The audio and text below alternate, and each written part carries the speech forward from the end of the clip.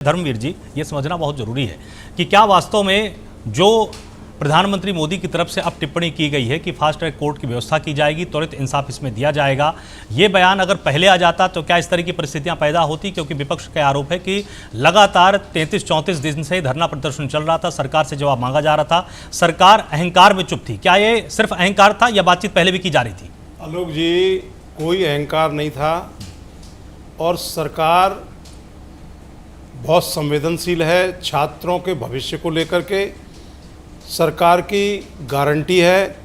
अगर कोई इस तरीके का पेपर लीक हुआ तो माननीय प्रधानमंत्री जी ने स्वयं कहा है कि तुरंत इस पर कार्रवाई होगी, फास्ट ट्रैक कोर्ट बनाए जाएंगे और कड़ी से कड़ी सज़ा का प्रावधान होगा।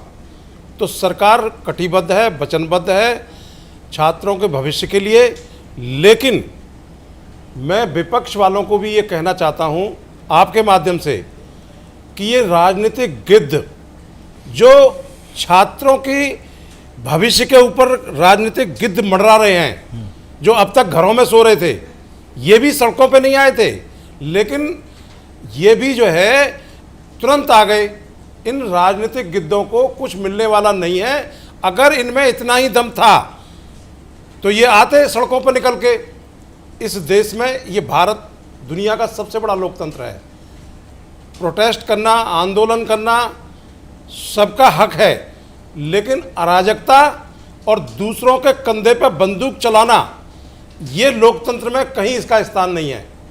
जो कांग्रेस का रवैया और खासकर समाजवादी पार्टी का रवैया आप देखिए, जब रामलीला मैदान, जंतर मंतर ये सुनिश्चित किया हुआ है कि आप यहाँ धरना प्रदर्शन करिए, तो पहले दिन तो राहुल गांधी गायब थे और दूसरे दिन जो है आ गए उतर के वहाँ प्रधानमंत्री जी के निवास पर। अरे भाई, आपको धरना प्रदर्शन करना है, आप छात्रों के इसलिए इतने ही लालायित हैं तो आप बैठिए धरने पे। 21 दिन से वांचुक जी का धरना चल रहा था, क्यों नहीं आप उनके पास गए? समाजवादी पार्टी में भी वाले भी आ गए। इससे इनको कुछ हासिल होने वाला नहीं है, क्योंकि ये जनता है, ये पब्लिक है, ये सब जानती है। और मैं तो विपक्षी पार्टियों को ये नसीहत दूंगा और खासकर कांग्रेस को कि आप कानून का सम्मान करिए, संविधान का सम्मान करिए।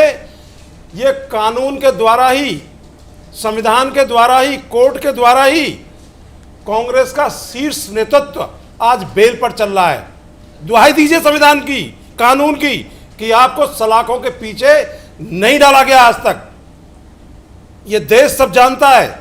कांग्रेस के शासन में भी, चाहे वो राजस्थान हो, चाहे देश के अन्य राज्य हो, पेपर लीक हुए, लेकिन सरकार के कान पर जू नहीं रहेगी। लेकिन आज माननीय प्रधानमंत्री जी कहते हैं ना, मोदी की गारंटी है, कोई दोषी बचने नहीं पाएगा।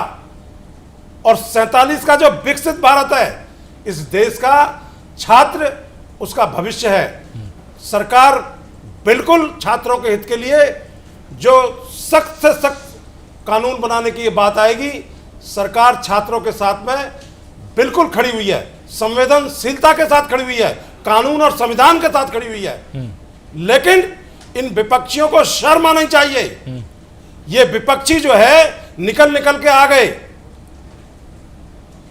अरे भैया, आप जो है, अगर आपके मनों में इन छात्रों के लिए इतना ही प्यार था तो क्या आप जो है संसद में आइए।